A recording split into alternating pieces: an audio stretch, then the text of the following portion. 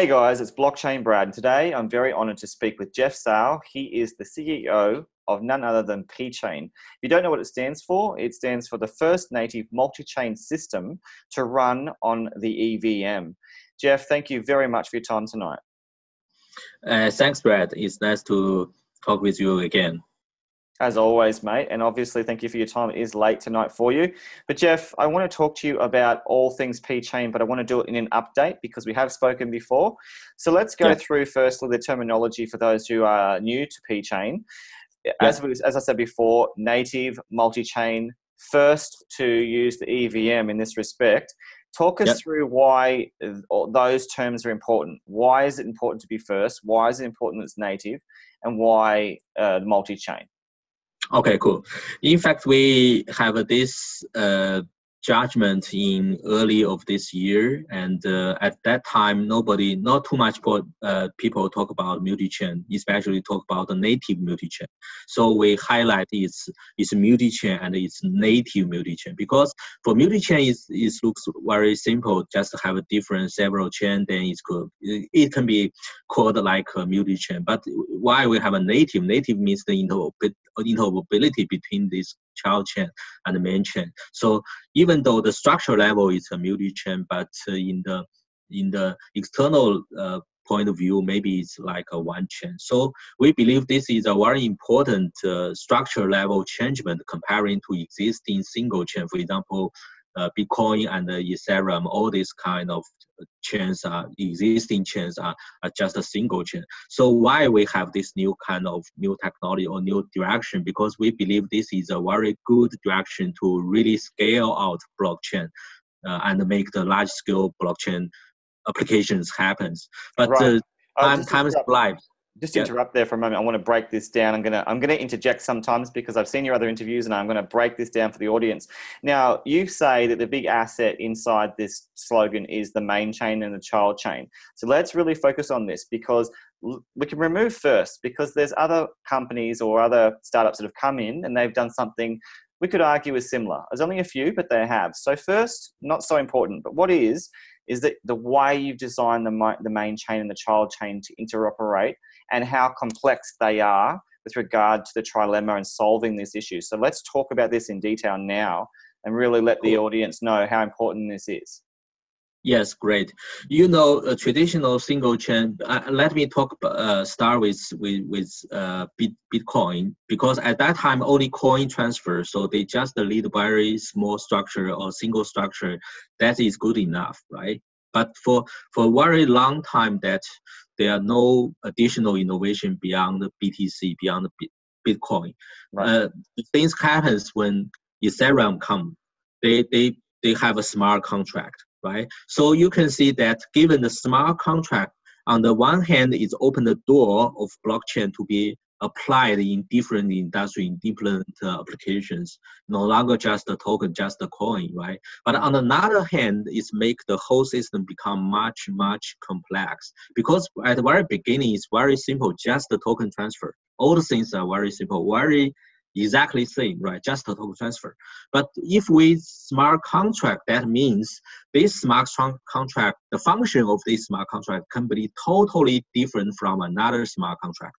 And you can see that it's not that reasonable to combine all this kind of smart contract from different industry, from different purpose, from different complexity to merge within one chain, right? This is not reasonable. Right. And everybody begin to know that this introduces a lot of scalability problem, because in BTC age, nobody complain too much about scalability. But when we talk about smart contract, definitely scalability become more and more important. We can hardly believe that the thousands or more and more applications based on one single chain. So this is the problem we see. But if we don't have this multi-chain structure, the things will be always there. They always messed up in one chain. So this structure is not simple. So that's why we need that. This is the motivation. And just want to interrupt you for a moment, because we're going to get through all this. Don't worry. But I want to ask you with regard to, and we are going to keep talking about this specifically. Don't worry, with regard to main chain, child chain. But often when I speak with other companies or startups that are doing something similar, they regard it as layer 2 solutions. So Yes. they're utilizing the EVM, but they're doing it to really expand the capacities of Ethereum.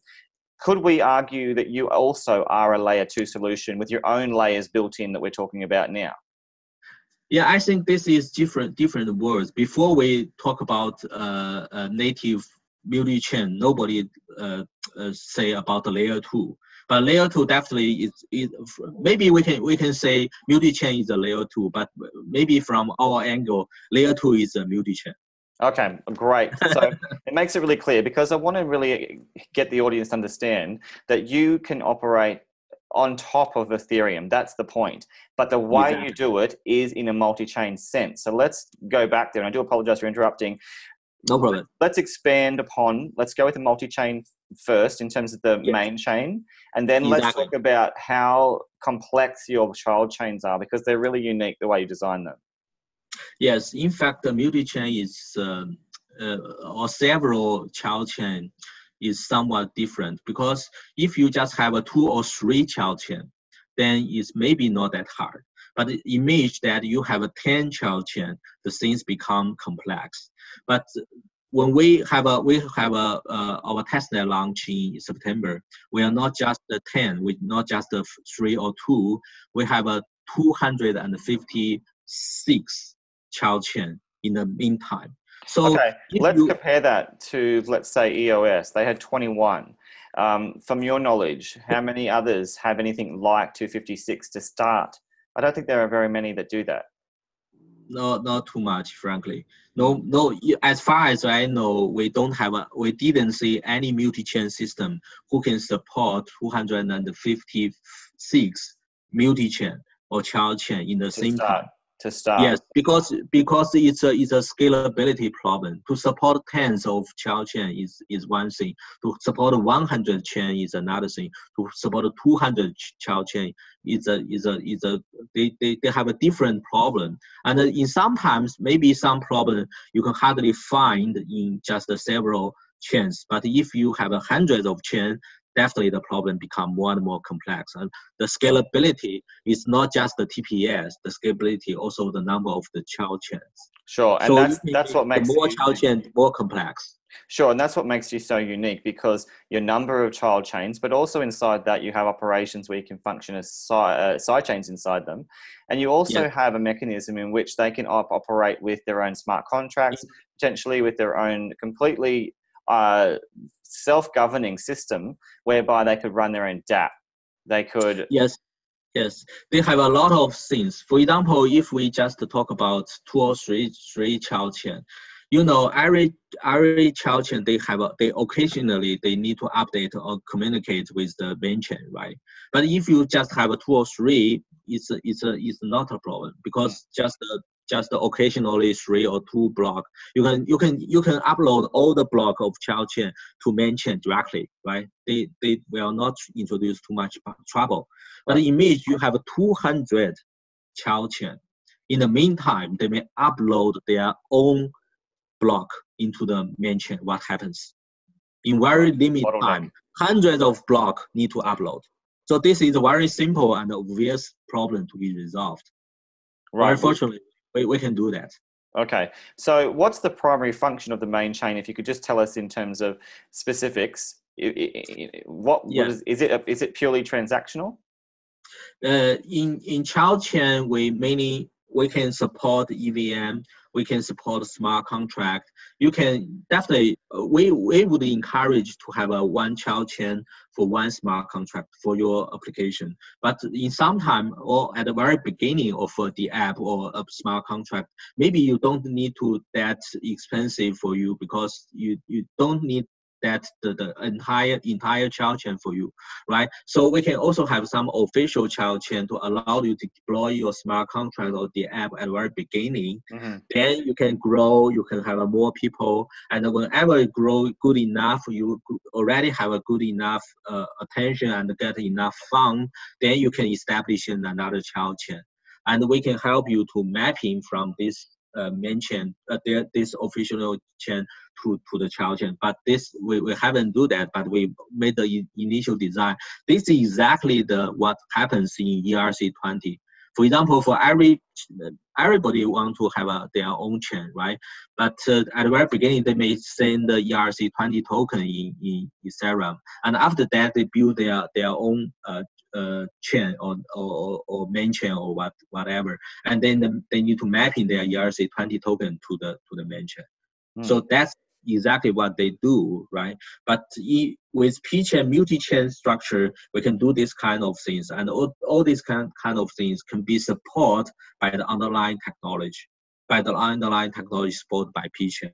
And more important, PChain, through this kind of structure, the child chain itself can run smart contract. They can use the PChain token to call the smart contract, and they can allow the interoperability between the child chain and the main chain. You can deposit your PChain token into different smart contracts, into different child chain, and this child chain can process your token transfer in the same time. Yes, and I've actually seen you do that live with Ivan on Tech. That was really interesting, and the interface was really clean, and it was really easy and seamless. And you have dApps running.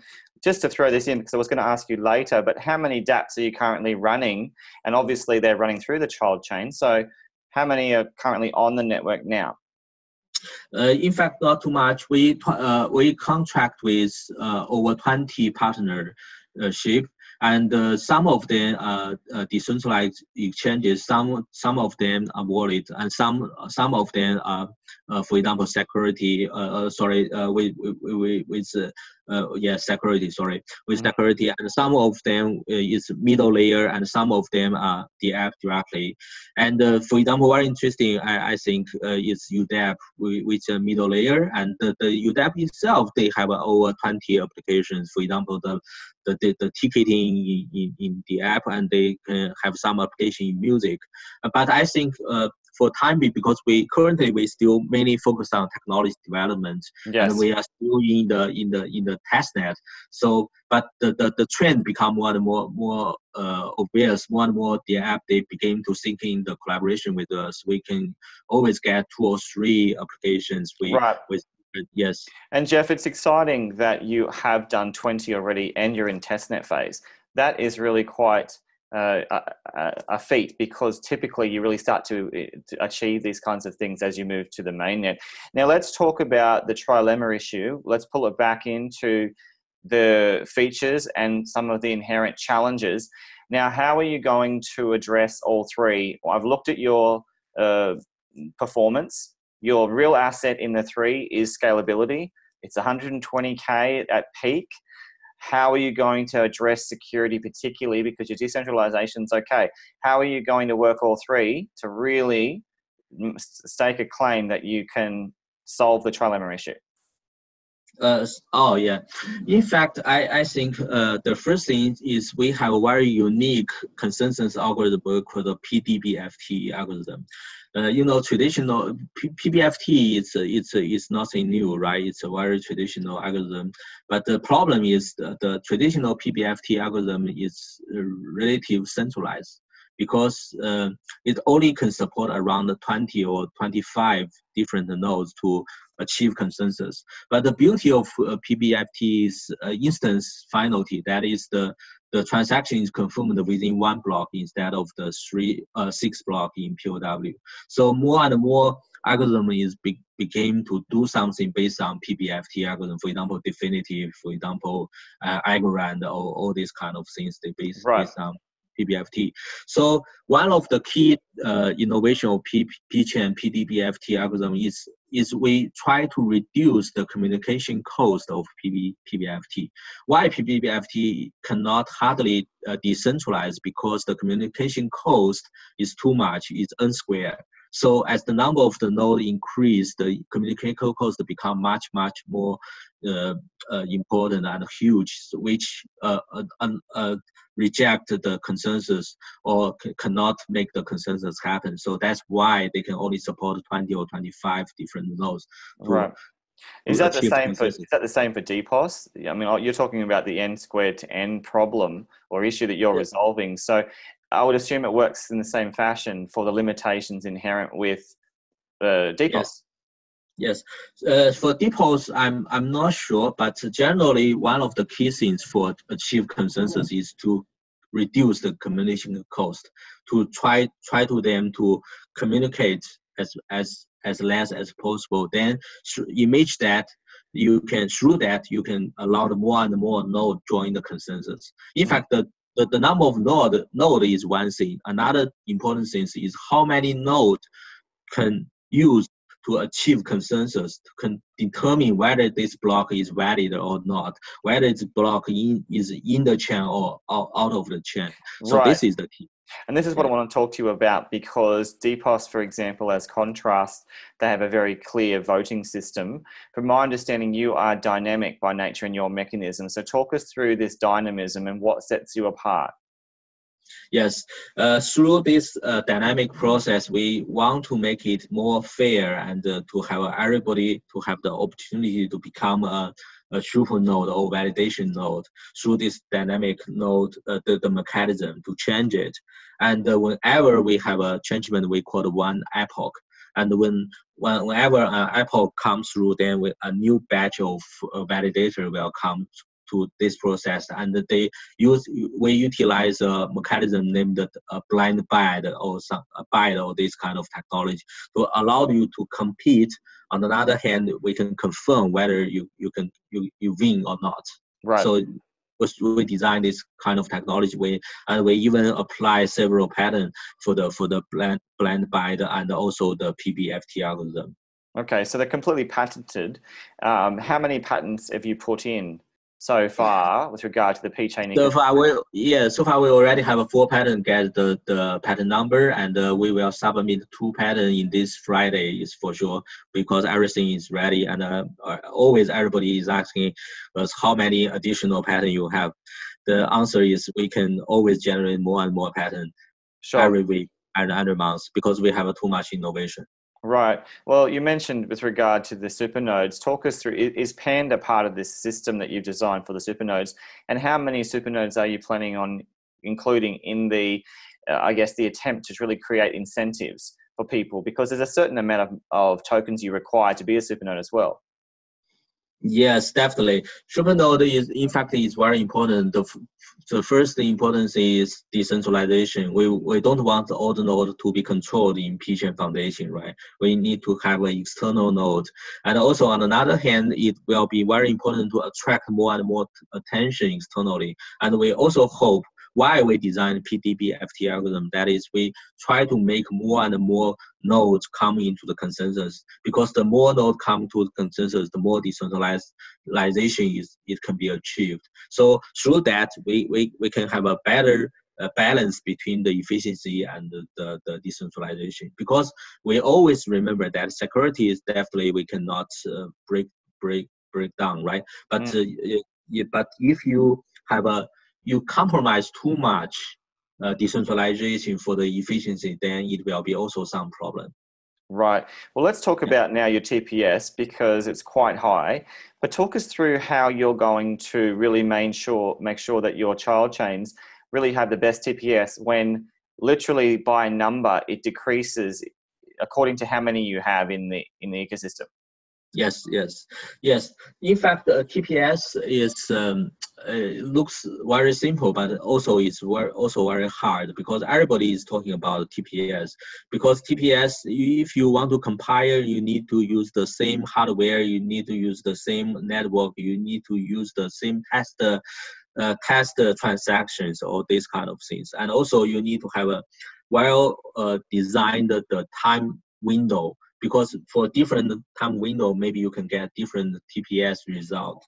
And on the other hand, as you mentioned, that is how we can get this kind of the peak TPS. So it's also introduced a lot of technology, how you evaluate the TPS in the meantime. Because if you know, it's very easy to be understood, because we have a 200 child chain, right?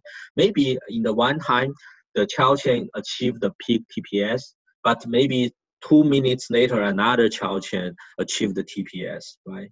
So maybe they are not synchronized. they very often they can be very dynamic, right? Right. So how you can get the total TPS for 200 child chain? We really have some technology because we can simulate the transaction to allow them in a very short time window. All of them can achieve the peak TPS in the same time. Then we can get this number. Right. So yes. And how's the feedback been when you've been testing this with the interface you've been using? Obviously, you have a high speed, and when you're using these child chains in real time, utilizing dApp testing, how has that been? Have you been surprised by the outcome? Yeah, in fact, it's a little surprise for us, even for us, because at the very beginning we just maybe we believe maybe 50K TPS is good enough, because at that time maybe 50K is good enough, right? But continuously we can get higher and higher TPS, and the final result is somewhat well at just 1 week before our testnet launch. In our goal, maybe just 100K TPS is maybe the best, but just 2 or 3 days before, we found okay, we already got around 120,000 Wow. TPS. So you're expecting to even go higher, I would imagine, over time. Do you Yes. feel that it's really quite relevant to have such a significant TPS? And I ask you this because we hear the narrative from other parties saying, oh, you don't need that much, it's not essential. But I want to hear it from you. Is it actually true? Do you need to have this kind of scale for what you want to build? Yes, it's very interesting. In fact, we also facing this question several times. At the very beginning of this year, everybody talking about TPS. Everybody is want to have a higher scalable TPS, right? It's the hottest topic at that moment. Yes, but nowadays it's coming to your claim that more and more people believe that TPS is not important, because you can see EOS they have a very good TPS, but you can find that the app even don't use that much of TPS, right? Yeah, so I always say, whenever everybody asks me this question, I always say TPS is the infrastructure. TPS is always the hottest problem to be resolved and always the foundation for large-scale blockchain applications happens. Right. So why we made this judgment? Because it's just like a egg and a chicken. Because why the existing application don't utilize the TPS? Because not too much people involving in blockchain. Right, this is for sure. But imagine that 10 years later or 20 years later, maybe just 10 years later, just maybe 1 billion people is using blockchain. How much TPS you image for that system? Just 1,000? Just 10,000? Definitely not. We need higher as much as possible. But I think this is nothing. In fact, this is very easily to be a mistake to be happen. You know what? It's a saying of Bill Gates. Bill Gates said just 64K memory is good enough for PC. This is what Bill Gates said, because at that moment, not too much things need to be stored in the PC, right? He didn't see the trend. He didn't see, okay, at now stage, maybe not just the K, not just the memory, not the gigabyte, is gigabyte, is gigabyte. So more and more data is there. So we're certainly going far beyond 64. The similar things happens to TPS. The similar things happen to blockchain. Right. You raise a very good point there, Jeff. And obviously the reason why you raise it so passionately is because you want to be one of the ones leading the way, and you really push that point with the first in part of your slogan. And from what we can assess, you are one of the fastest. Is that fair to say so far? Yeah, as far as we know, we are the first. But I'm talking about the fastest in terms of TPS. You're one of the leading speeds proven with testability. Yes. Are these tests being peer reviewed as well, or are they only conducted internally within the PChain team? Currently, it's just with PChain team, but we at that time at that online we have a thousand of audience in the world. They can see the TPS to generate at that time. So right. Even though yes. Okay, let's talk about now your smart data. You've got oracles to talk about with regard to the way you designed it. Why is this important? What's it about? And how are people going to benefit from this addition to your features? Yes, because we have smart data is totally from a database point of view, because we at the very beginning is based on the oracle, because as we said, for Bitcoin, every data is generated inside of the system. They don't need external data to verify whether this is a valid BTC or not, right? But if we come to the smart contract, you may find that more and more data need to be incorporated into the blockchain externally, because the smart contract itself cannot generate data. They need to rely on external data to make the decision to judge which condition is triggered or not, right? So in blockchain, in Ethereum they call it oracle, but the existing oracle mechanism is like push way. That is to push the data inside of a blockchain. But this will be introduced a lot of problem for blockchain, because they don't know when they really need this kind of data. So we need a new mechanism to pull data externally into the blockchain. So that's why we call smart data. But smart data itself is not the invention of PChain, because smart data is a W3C standard, and it's a way to make the knowledge management or knowledge graph to represent the knowledge in the database. So we want to incorporate this technology or this standard into blockchain, but definitely because of the blockchain, the things the standard maybe get some changement. So we already made the initial POC in this May, and recently we also made some progress. For example, we want to push it as a IEEE data format, and we also even connect with IEEE, and we are one of the member of the IEEE blockchain data format. Hopefully, we can push more and more people realize this is an important thing.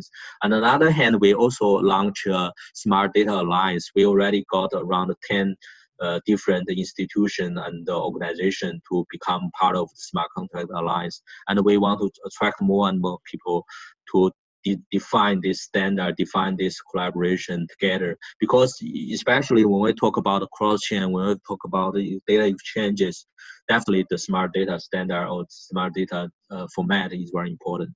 Right, and it makes a lot of sense, because obviously a lot of the other blockchains are doing the same thing. They're organizing the EEA, or if they're a privatized or permission system, they're doing the R3 or Quorum or something like that. So you are working through your own networks. What about the layering, though? Let's talk about that, because you built layers into your system all the way up to the potential to work with other blockchains. So talk us through the 3 or 4 layers you have. Yes. Yes, in fact, another function of PChain is we call cross-chain, right? Cross-chain is not just the cross-chain between the child chain and the main chain, but also the PChain with another chain. So in our white paper, we will support BCH at the first. BCH is quite hot recently. Yes, but but we also will support ERC20. We already have some internal demo, but hopefully we can make it public very soon to show you how we can cross chain with ERC20, how we can cross chain with BCH. BCH and the ERC20 just represent 2 different kind of blockchain. For example, BCH is more like BTC, right? ERC20 is more like Ethereum. So this way showcase that we can cross-chain with different other chains. So Jeff, obviously there's lots of different parts to the layering, but you also have some features that are lesser known. One of them is your WebAssembly, or some know it as eWASM, as it's listed in your website. Talk us through the importance of integrating a WebAssembly into your architecture. Yeah, yes, we believe it's quite important because also Ethereum itself we maybe move to web assembling at some days. So it's also part of the PChain plan because why we want to support EVM because we believe it's the largest smart contract ecosystem in the world. So we want to integrate with them to allow the people to to move through their existing app into PChain ecosystem directly. We are not competition. We just want to collaborate. We can be part of the ecosystem.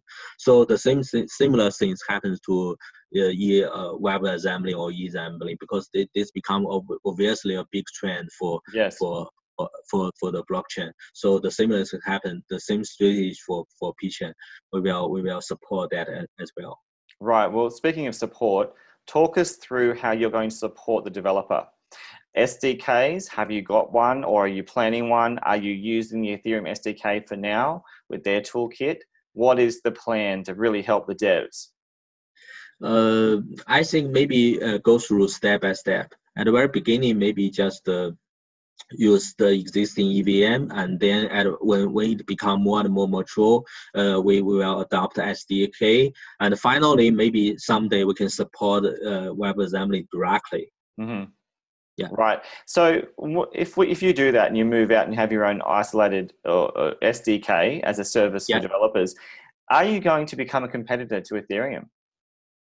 No, I don't think so. We always collect. Yeah, because I don't think we are collaboration. Just like maybe you can regard as the Bitcoin and the Ethereum, right? They somewhat they maybe there's some competition, but in the long term, maybe they just like a ecosystem inside of the blockchain. So right. we never position ourselves as any competitor of any blockchain. We believe because currently blockchain industry or blockchain ecosystem is still very small comparing with the internet, with the traditional industry. It's too small. So at least at current stage, we believe that we are collaboration. Our key mission is to make the blockchain ecosystem grow, to attract more and more external resources, external people, external smart people, external industry come to us, come to this ecosystem. Sure, I totally respect that, Jeff. But I mean, if you're much faster than the current iterations we're seeing, and you're providing a similar service in the sense that you're providing child chains, you can have a dApp platform that is clearly robust and tested. If the potential there is to utilize your technology and do it more efficiently and more seamlessly as a developer, surely there's potential to really onboard the vast dApps that are already on Ethereum. Could they not migrate across quite easily? Yes, but I think this is just the app's choice. We don't want to. Yeah, definitely we will be. We're happy to have them on our blockchain, right? But on the other hand, from my point of view, even we can support, we can very scalable. Ethereum itself is also very useful. It's not just because of PChain, because we don't need Ethereum anymore. I don't think so. Okay. Frankly. Yeah. Okay, we'll have to talk more as you evolve into your MainNet, because I'm not entirely convinced. You certainly have a very different differentiation with speed, and you have a child chain system. So it will be interesting to see how you collaborate in the future post MainNet. Now let's talk about partners. Now you've recently announced different partners, very very recently, in fact, with regard to Nebulous, HPV, and some others. Let's talk about that. And let's also talk about future money and some other connections with partners that you've built in the last few months. Yes, in fact, for the Nebulous, for the HPP, it's a alliance we call the Public Chain Alliance in China, and maybe it's in the world. But at the very beginning, the main members is from China, because in China, and I think even in the world, that more and more public chain are there, and obviously we meet some problem. We need to have a more collaboration to better exchange to share the resource and make the whole system more, make the whole blockchain ecosystem become more and more strong. So that's the motivation of the public chain alliance instead of competition. That's why I always highlight that we don't want the competition with any other blockchain. We want to collaborate.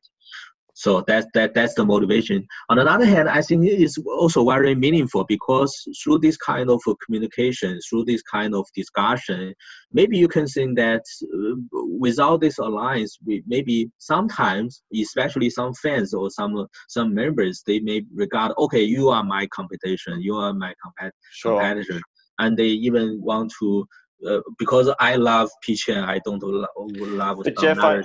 I need to ask you though, I need to be frank about this. We've seen in the past OneChain or WenChain, Aeon and Icon collaborate. They did it, and I have to ask you this because, to be fair, that alliance was really a marketing ploy from the outset. It wasn't ever really crystallized as something more than just a sort of a very loose interconnection because of interoperability. So is this the same thing we're seeing, or do you actually have real value and real partnerships with real offerings to collaborate with? Yeah, I think different people may have a different angle. For PChain, we have a two highlight for this alliance. One is smart data. But very fortunately, many alliance, many public chain, they like this kind of idea. So we are very open.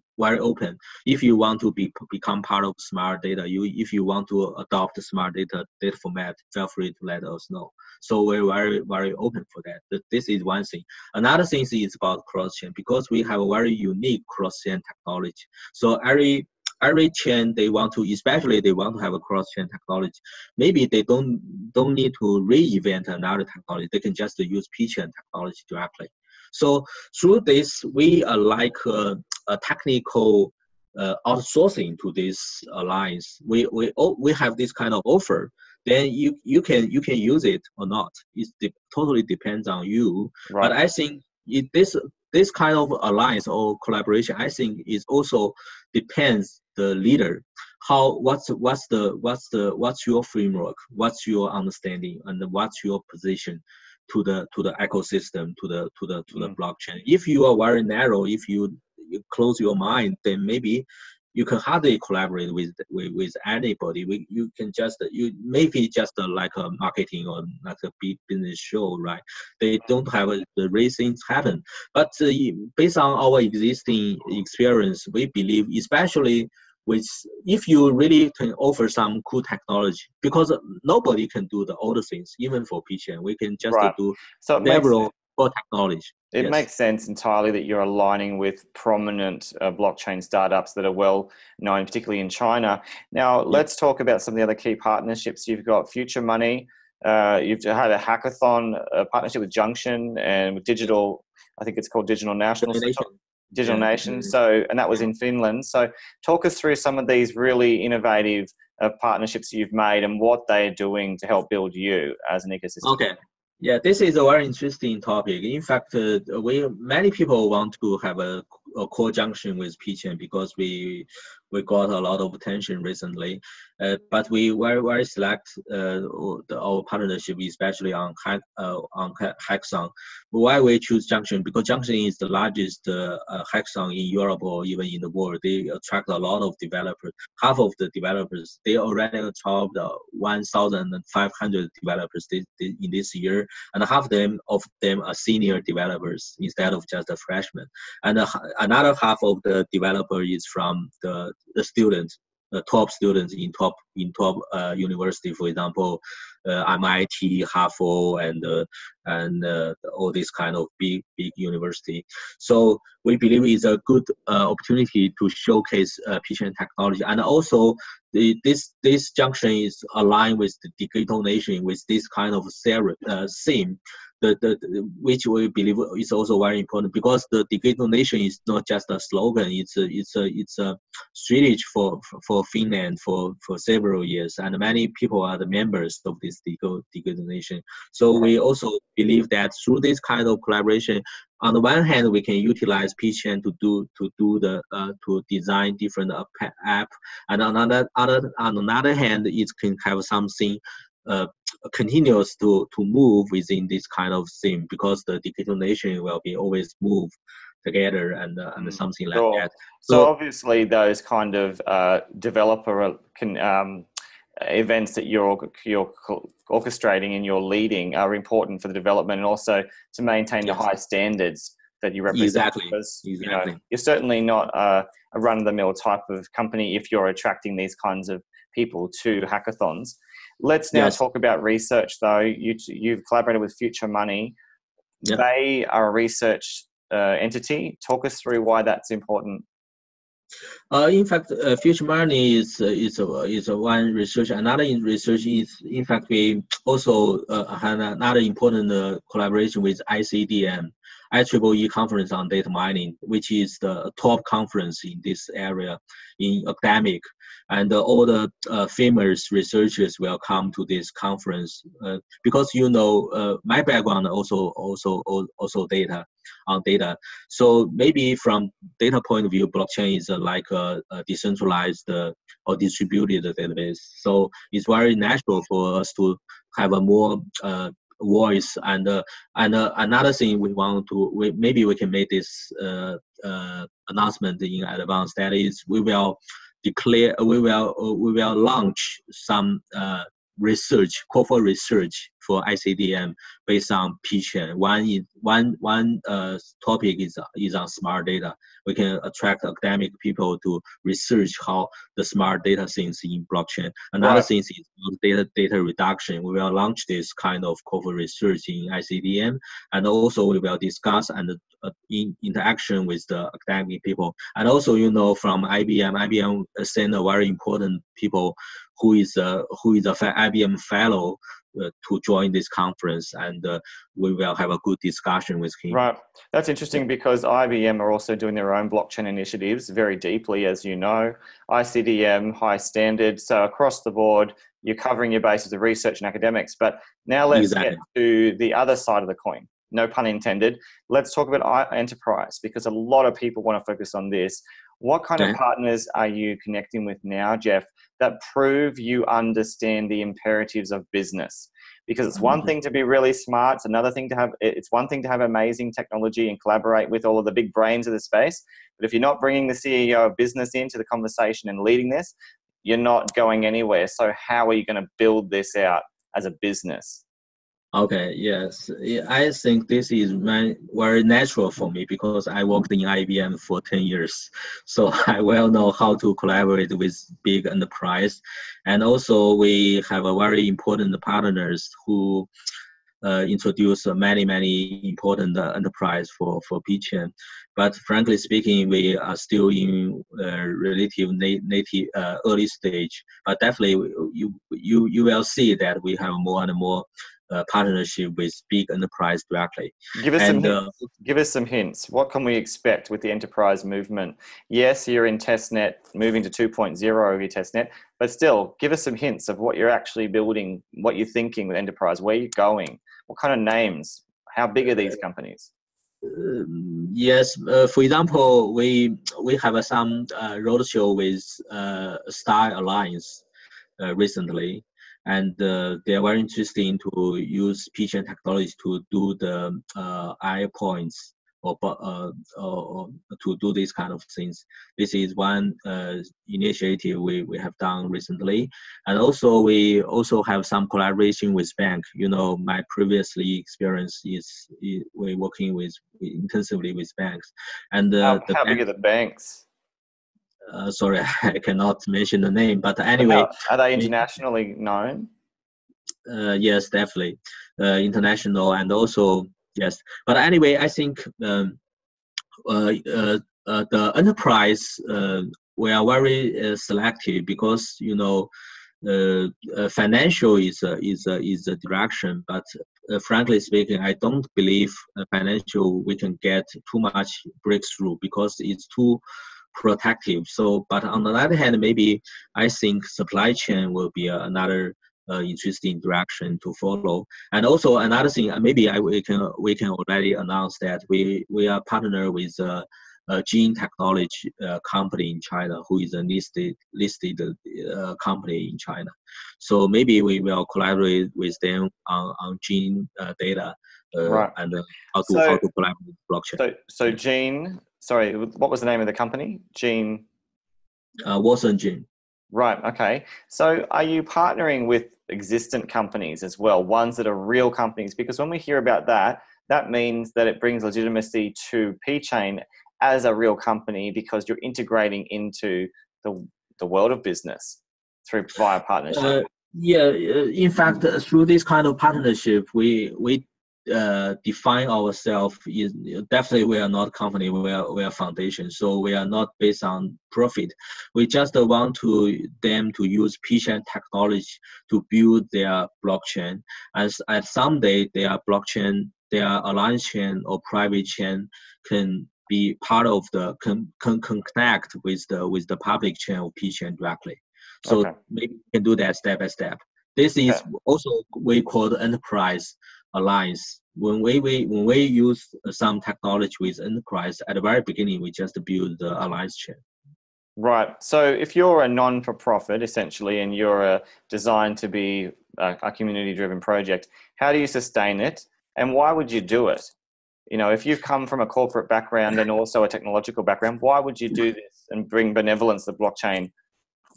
Yes, I think that's the magic of blockchain, because it's a very interesting observation. Everybody believe blockchain will change the world, right? And similar things happen to internet. Before internet, nowadays we can claim that the internet already changed the world, right? But 10 years ago, 15 years ago, internet maybe changed the world, and everybody believe that someday they can change the world. Right. And you can see the process of internet, how they change the world. They always have two directions. The first is top down, another is bottom up. So top down means I'm already a very elite, or I already get a lot of resources. I have very good government relationship, and I utilize this kind of this kind of relationship to top down, to push the internet technology to change our life directly. This is one direction.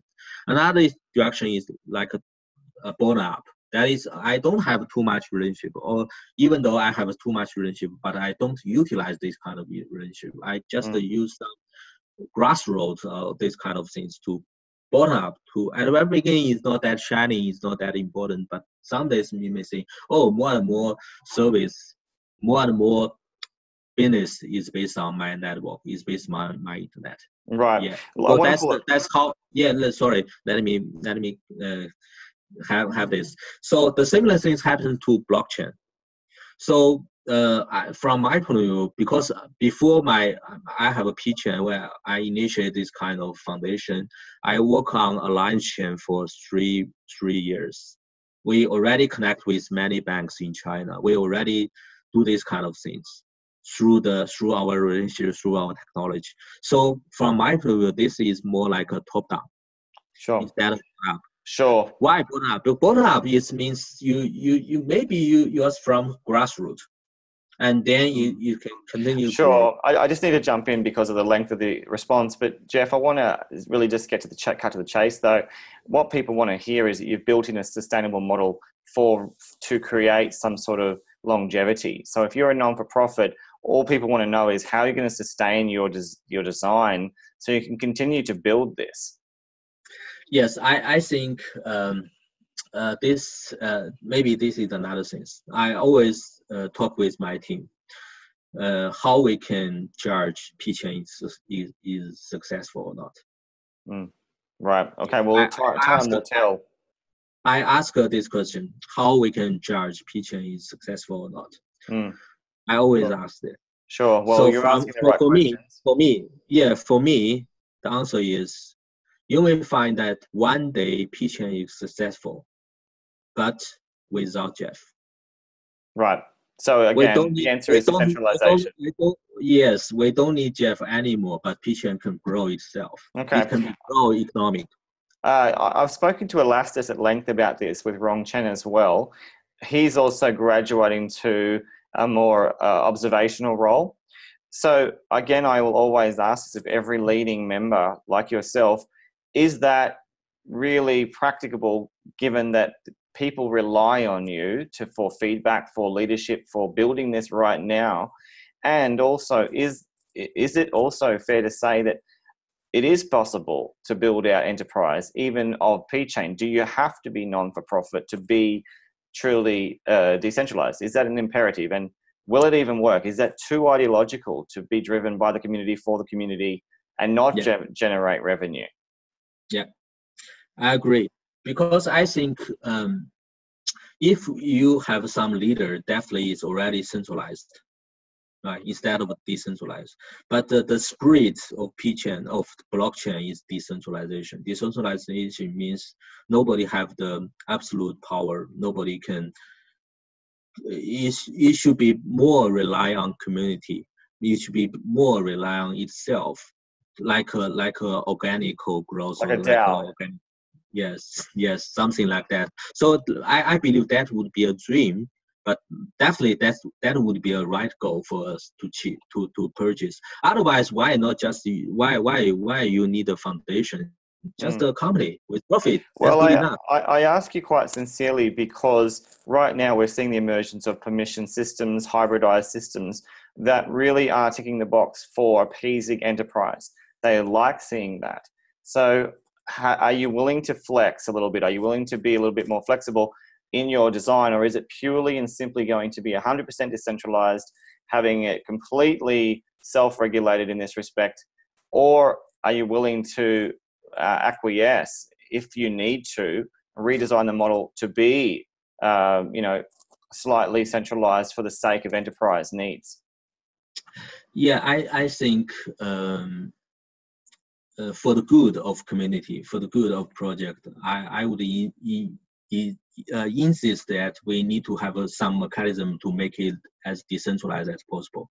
But sometimes, maybe sometimes, for example, at the very beginning, we need some relative centralized or core team to do this kind of things.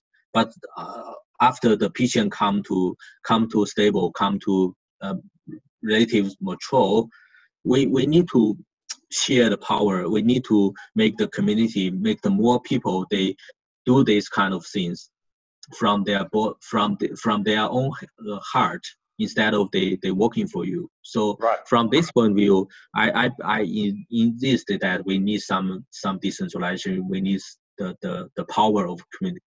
Absolutely. So the community itself is the key.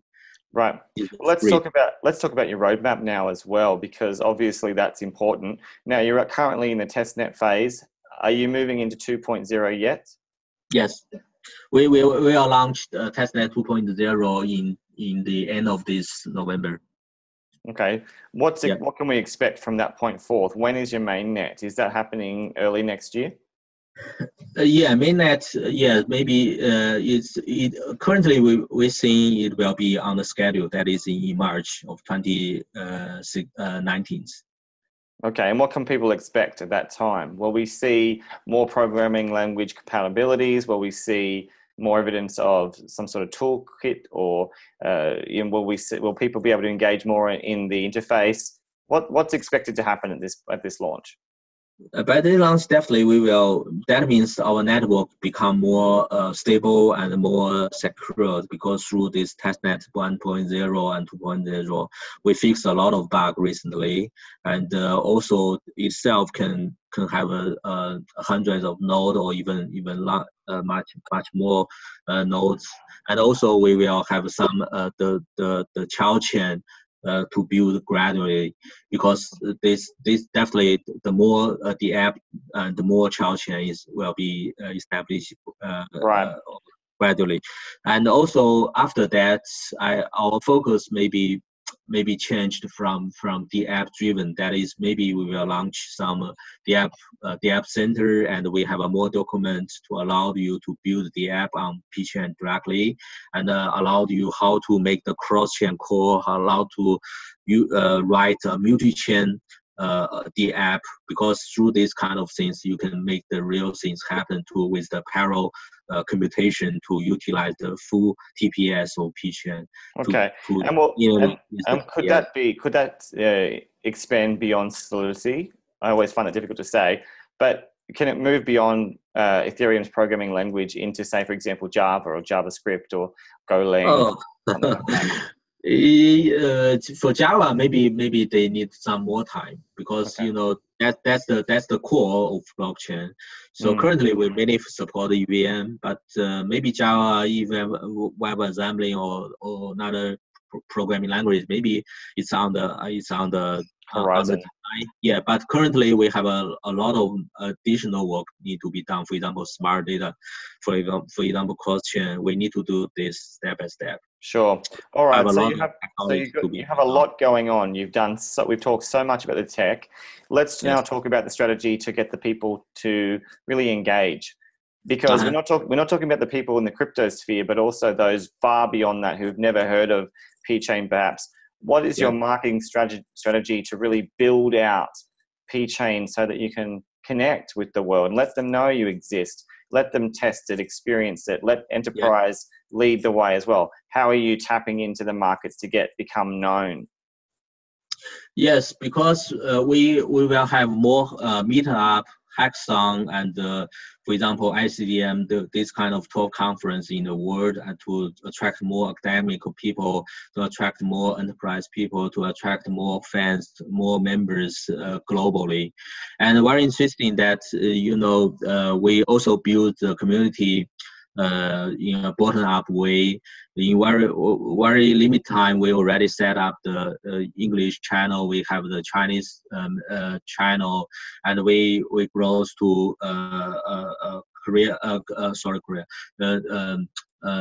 French channel, and also Spain channel, and also a German channel, and all these kind of things. Right. So to build to grow the community and attract more developer on that. And on the other hand, we will collaborate with big enterprise with some real applications. So through this kind of the two strategy, we can attract more the app on that, and then grow our core technology in the meantime. I see. I noticed that you have been interacting or connecting with the merchants in Singapore. I read that there were more than 5,000 merchants in that partnership you forged. Are you doing more of that as part of the marketing strategy, where you're connecting deliberately with merchants, for example, or stakeholders in mainstream business, whereby the marketing becomes default from those connections? So you're really bringing it into a different mainstream arena. Yes, I think mainstream arena is one thing, but on the other thing, I think it's more like everybody is talking about how to move in the existing business into blockchain. But from my point of view, the more correct, or maybe correct, the more promising direction is the on-chain itself. That is, you need to generate something inside of chain instead of to move some external things into chain. I think this may be another interesting observation. Right. So you want it to be completely organic and natural. No, not just organic, but the direction, how to develop, how to make the business happen. For example, let me give you another example on internet, because we already know what happens in internet and how it grows. And I think this may be a good reference of what things will be happening in blockchain. At the very beginning of internet, everybody believed that the internet will help you to transfer the data, transfer the information, right? Right. Because the internet is the net of information, right? Sure. So at that time, people will consider, okay, even though it's a network, it's a network of information. Where is the information? Okay, where is the information? Obviously, the most information is from library. The lab, especially the library in university. So what they do, they just copy or they take picture from the book in the university. Everybody want to have a connection with the library in university. So Jeff, obviously, as part of this, you have now built in your utility token, but I want to talk to you about the issues inherent with what we've seen regarding tokens, releasing the token on exchanges, what's happened subsequent to that. Dumping happened, potentially misuse from VCs. I really want to go there with you, talk about that and how it was, what it was like, and what you're doing now to build up the confidence in the people to understand, because there's a lot of questions that they have about what happened, why did it decline so much when you're doing so much to build this?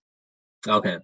Yeah, I think that's the first thing. I think everybody knows this is a bear market. It's not just the PChain. Every coin, every token is down a lot recently. Yes, but Jeff, I need to jump in and be frank, and it's not because we're both tired and it's late, but the reality is that dumping does happen. And I always question that whether or not the intent of some VCs is really truly benign, because one of the problems with the system is that there's access points. People can unlock tokens, or they can do things early on. People know it. So were you surprised at the way in which the market did go for your token? And what are you doing now to really, or are you doing anything at all? Are you concerned about this at all? Yes, I think we don't do this with our intention. That is, we will never do anything to for the motivation to save the price or something like that. Okay. We just do ourselves. We believe what we really helpful for the project in long term. Sure. I think the two things. The first thing is, in fact, I think PChain price or PChain token price is not that low. It's still beyond the ICO price by now, even by now, because we already we got 4 times of increasement after it listed in exchange. So even though it dropped a lot, it's still beyond the ISO price. This is why. Well, you raise a really good point. Yes, this is first thing. Another thing is, we believe that what's the real value of blockchain? The similar thing happened to Bitcoin. The similar happens to Ethereum. If it's a project or if it's a coin or token with real value, no matter it's sooner or later, it will be shown. So I would encourage that if you really believe this technology, if you really believe this project, then maybe you can participate in this project. Otherwise, don't touch that, because it's not investment. I want to say it's not investment. And let's talk about that, because it's labeled as a utility token, but we need to go here. Most people in crypto don't recognize the concept of utility because they're speculating. Their literally mindset is investment, because they're looking at the price, they're looking at entry, and they're looking at trying to capitalize. Now, we understand, I think everyone understands the narrative of utility tokens, but it's just in practice very different. Even the very narrative of Bitcoin, with SOV slogans everywhere, with Bitcoin being likened to gold, again has this nuance of investment. So what are you doing about that when we see STOs as a narrative, when we see security as a narrative? Are you at all concerned that the volatility is being maintained by this constant mindset of investment and skimming for profit? Yes, I think STO is a very interesting direction to follow, and many people is asking whether we are considering this. Frankly speaking, I think STO is still in very early stage. It's not that clear, even though we have a very good relationship with the lawyer, top lawyer in China, top lawyer in Hong Kong, or even in US. We keep a very good connection with them. And the good news is, maybe some days, if all the things are mature, technically we can support that. Even in some child chain of PChain, they can do STO directly with all the follow all the rules, and technically we can support that. So this is one thing. Another thing is about the stable coin. I think stable coin is another important direction to follow. So that's why the topic or the challenge of our junction is how to mint a stable coin in digitalization based on PChain. Right. Okay. Well, some of the criticisms I wanted to talk about now with regard to having read through your Telegram and other sources, one of the concerns from the community was forkability.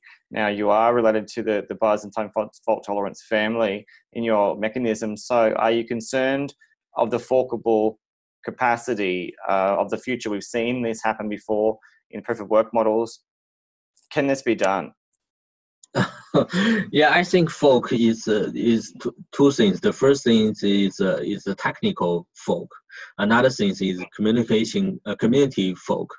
For technical fork, currently we have the technology which can guess the instance finality within one block, so it can avoid fork as much as possible. This one thing. Another thing is about community code fork. I think this is, in fact, it's not that terrible, frankly speaking. I think maybe this part of the ecosystem of blockchain, because fork is not just not the new thing. It happens. You know what? We come through that in 2016. At that time, Ethereum community become a fork with the ETC and the ETH. Right. I believe this is a disaster, right? Sure. When we talk about blockchain, we never allow the fork to happen. But you know what? The attitude to fork changed so much in just within 1 year. In the last year end, that is 2017, the hottest topic is the fork on BTC. We got over 20 different fork coin of BTC. And at that time, it's very interesting that the price of BTC is not down, but pumped a lot, because everybody to get candy. Whenever I have a BTC, I can get a 20 forked BTC candy. So it's very interesting. So generally, I think fork is not that horrible. Fork is a phenomenon in blockchain ecosystem. So you don't see it as a concern. I understand. So thanks for explaining that. Let's talk about also the issue of the GitHub, because one of the things you do often state in your team is that some of your code is private because of your patents. You're concerned about some of it. Is it fair to say that you're very zealous about protecting some of it to the point where people can't access a lot of the code? Or is it not true and that a lot of it's open source? Yeah, we will make it open source step by step, and we already grant the access of external third party, and everybody know that Crypto Briefing is already access our code, and they will deliver their report recently. And yes, and besides Crypto Briefing, we also share our code with our partner and core developer externally.